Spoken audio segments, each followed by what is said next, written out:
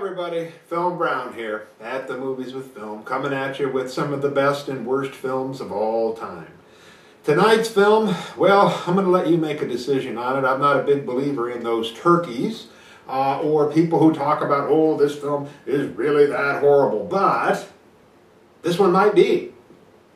It's a film that very often when I mention the name of it, I have to have a mallet to smack myself in the head just to get myself out of the stupor of just thinking about it. I just got done watching it and I had to have like a 50-ton weight dropped on my body just to get myself going again.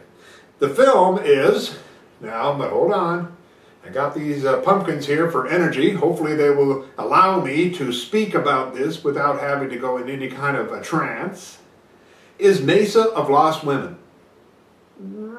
Well, okay, now, the pedigree of this film, or the people who are in it, it's amazing when you look at a film and you think, okay, here's a crummy movie about some scientist who experiments and turns women into tarantulas.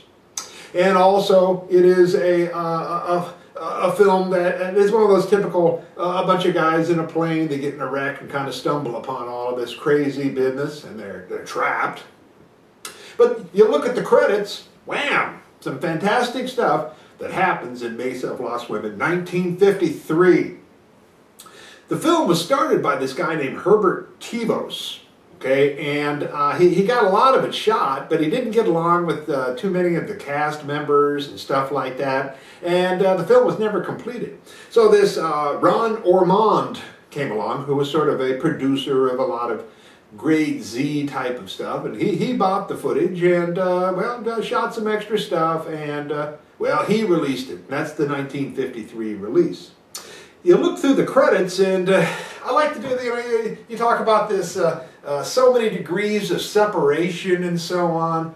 This film's got a ton of it. Okay, now one of the stars of the film is Jackie Coogan.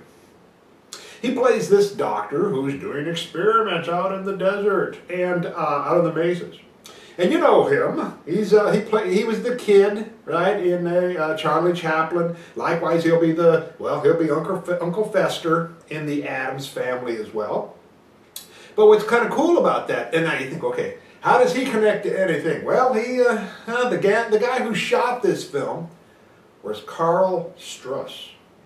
Oh, Karl Struss, yeah, didn't he do Sunrise? Yes, he did. One of the great Murnau films. He did Sunrise, that's for gol darn sure. But the year after this film was released, he also was the cameraman on Charlie Chaplin's Limelight. Woo! So you see this connection here starting to build, right? Jackie Coogan, Chaplin, Struss, Chaplin. Okay, well, okay, we're not done yet. Kind of looking around, now the narrator of this film, you know his voice, Lyle Talbot. Lyle Talbot. Now, when I think of Lyle Talbot, I think of the Ozzie and Harriet show, and I also think of Ed Wood, okay, and Jailbait and stuff like that. And who else is in this film? Well, Ed Wood's not in it, but Dolores Fuller is in it. She plays the blonde watcher in the woods. Okay, and her connection to Ed Wood was quite intimate. Likewise, it's an interesting story about her. She became a songwriter and did a lot of the songs for Elvis's films in the 50s.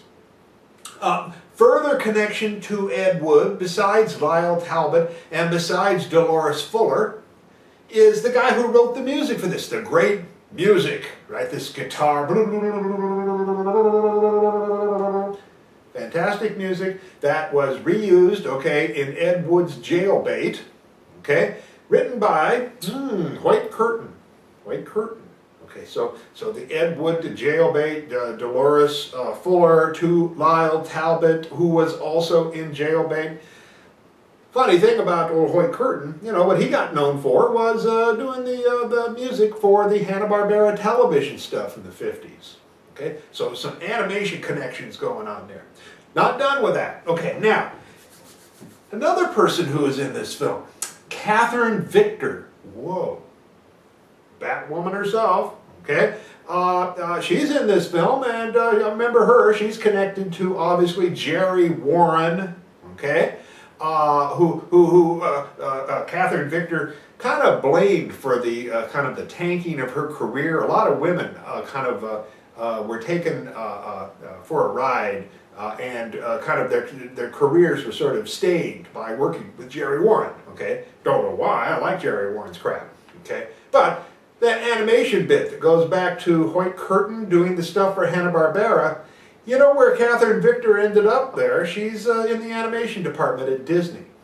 Okay, she's a animation coordinator, and just interesting connection. So we got that animation, right? We got Catherine Victor taking us to one of our favorite directors, Jerry Warren, who connects us to another favorite director, who is Ed Wood.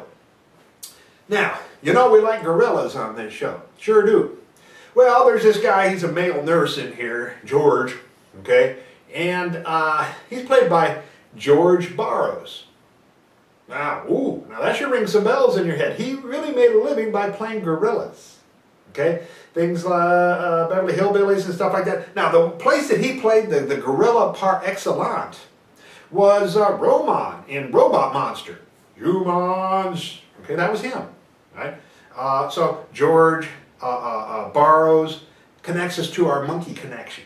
Now, some other things, and I'm not done. You watch these films, they always talk about gotta make a living, right? Well, there are some people who basically worked on the fringe of Hollywood, not necessarily on the fringe as you might think in grade Z, but on the fringe, okay? They made a living by playing extras. And there's this Fred Kelsey and Jack Lowe. Fred Kelsey plays the bartender in here, and Jack Lowe plays this drinking extra. Between them, they have over 550 roles playing barflies and drunks and extras, members of crowds, people who get shot, who might only have just a presence, okay, but an important one. They're making a living, okay. Another guy in this film, well, this film's full of it, is Angelo Risito. You know him, okay? He's the diminutive dwarf fellow who is sort of the sidekick to Bela Lugosi in some of his better monogram films of the 40s. And likewise, later on, he'll be in Mad Max Beyond the Thunderdome. Wow! Another guy that we're forgetting, and lest we forget the great actor. This is his last film. You usually don't get a choice of the last film that you're going to work on, but this is kind of, I don't know if this is a fitting film for him to work on or not, but it is Chris Pin Martin. Remember many years ago we did an intro for this film and we read off every single credit of Chris Pin Martin. If you take that, go back and look at it. He appeared in all kinds of great stuff. Well, the big thing I remember him most in is Stagecoach. Okay, so he worked with John Ford, he worked with a lot of great directors, he was in the Oxbow Incident, he was in a lot of great stuff, and he's in Mesa of Lost Women. So, we've done all that connection business, grabbing out, finding a person, where does he connect, where does he go, and people tend to, well, magnetize to certain people. Now, there's one person who really doesn't appear in a lot of other stuff, but she will magnetize you, she will stupefy you. And that is Tandra Quinn, who plays Tarantella, who does the magnificent dance in this film. Mesa of Lost Women, 1953.